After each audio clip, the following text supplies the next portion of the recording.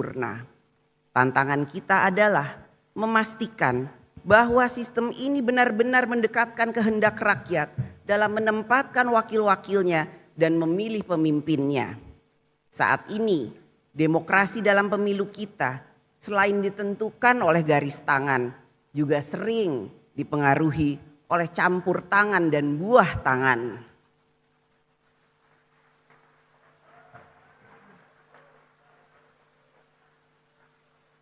Sebaik apapun visi dan integritas partai, jika sistem politik, khususnya sistem pemilu, tidak mendukung terwujudnya kedaulatan rakyat secara nyata, maka suara rakyat berisiko terdistorsi. Sistem pemilu kita sebagai sarana utama membentuk perwakilan memang belum sepenuhnya sempurna. Tantangan kita adalah memastikan bahwa sistem ini benar-benar mendekatkan kehendak rakyat dalam menempatkan wakil-wakilnya dan memilih pemimpinnya. Saat ini, demokrasi dalam pemilu kita selain ditentukan oleh garis tangan, juga sering dipengaruhi oleh campur tangan dan buah tangan.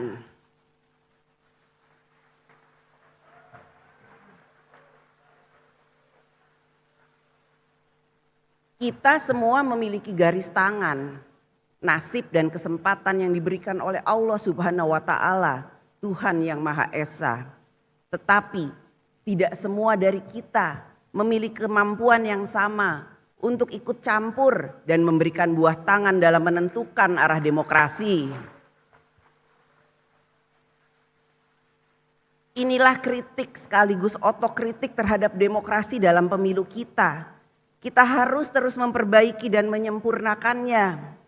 Sebab demokrasi yang kita cita-citakan bukanlah demokrasi campur tangan dan buah tangan, tetapi demokrasi yang memberi kesempatan setara bagi semua warga negara. Marilah kita bangun demokrasi yang menghidupkan harapan rakyat.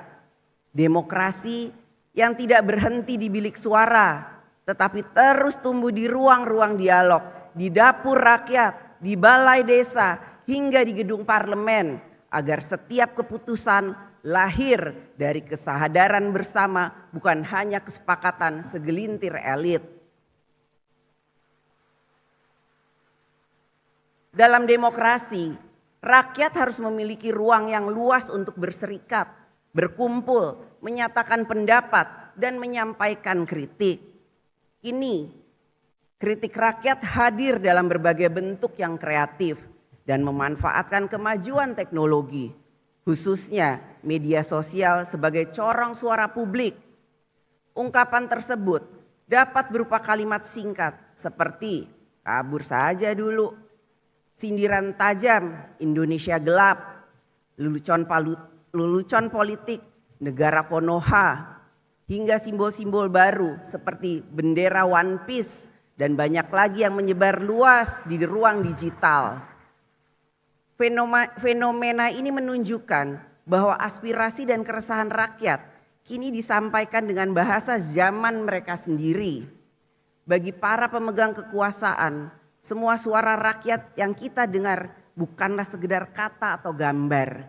Di balik setiap kata ada pesan. Di balik setiap pesan ada keresahan, dan di balik keresahan itu ada harapan.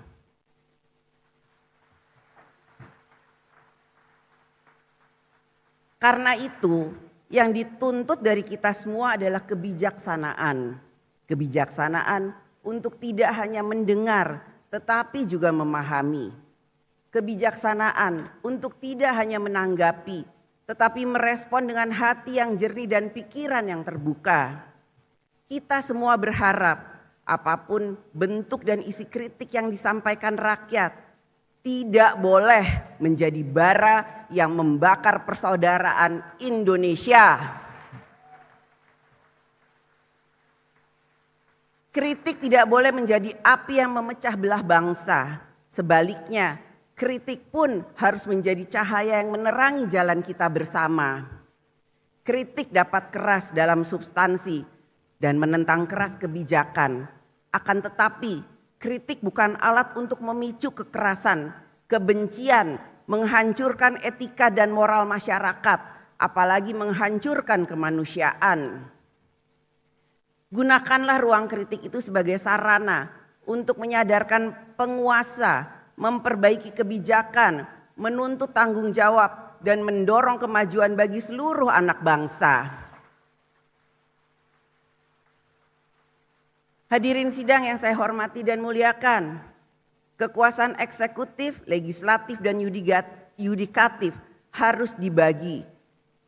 Bukan untuk saling melemahkan, melainkan untuk memastikan tidak ada satupun kekuasaan pun yang berdiri di atas yang lain.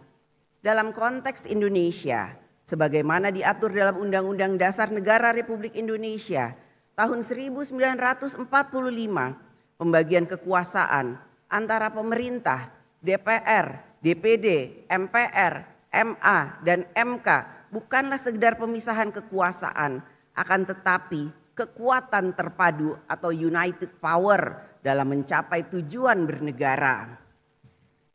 Kekuasaan eksekutif, legislatif, dan yudikatif bukanlah tiga kutub yang saling berseberangan, melainkan tiga pilar dari satu bangunan yang sama, yaitu bangunan kedaulatan rakyat.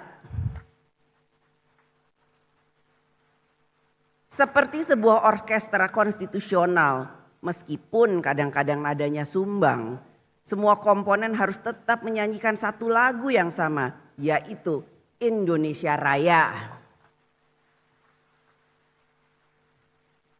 DPR RI bertindak sebagai penjaga nurani rakyat dan penjaga konstitusi, memastikan kekuasaan tetap setia pada rakyat, taat pada jalur konstitusi, dan demokrasi berjalan dengan hikmat kebijaksanaan.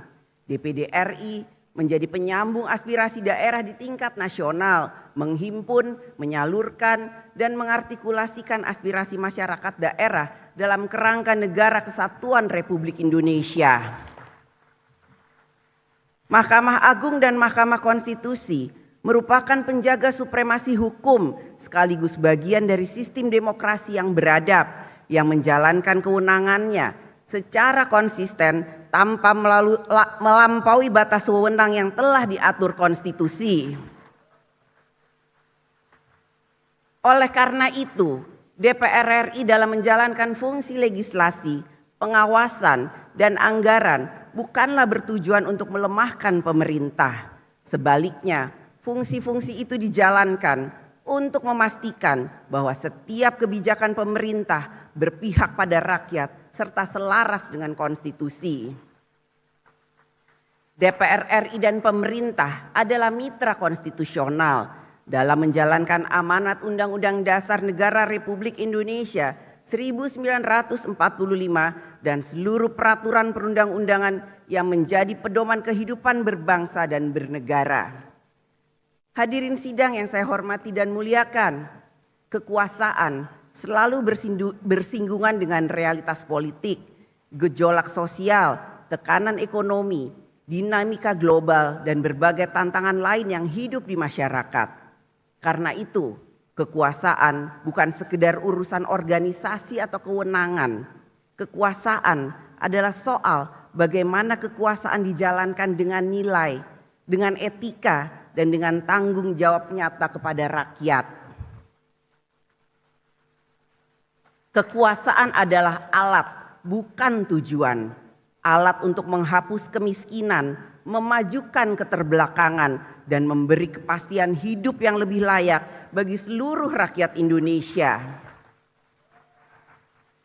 Dengan segala sumber daya yang dimiliki, mulai dari birokrasi, anggaran, sumber daya alam, hingga kewenangan, rakyat menaruh harapan besar bahwa negara akan selalu hadir secara nyata.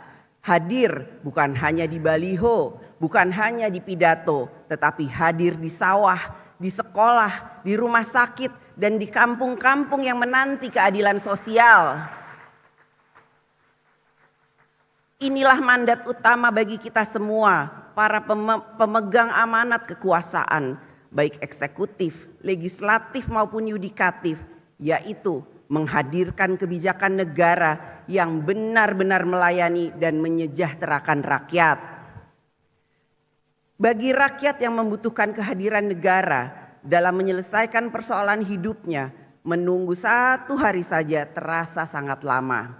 Tetapi bagi kita, para pemangku kekuasaan di DPR RI dan di pemerintah, membahas dan mencari solusi atas persoalan rakyat seringkali berlangsung berhari-hari, berbulan-bulan, bahkan bertahun-tahun. Akibatnya, rakyat harus menunggu. Jangan biarkan rakyat menunggu. Negara harus hadir secepat mungkin dalam menyelesaikan urusan rakyat.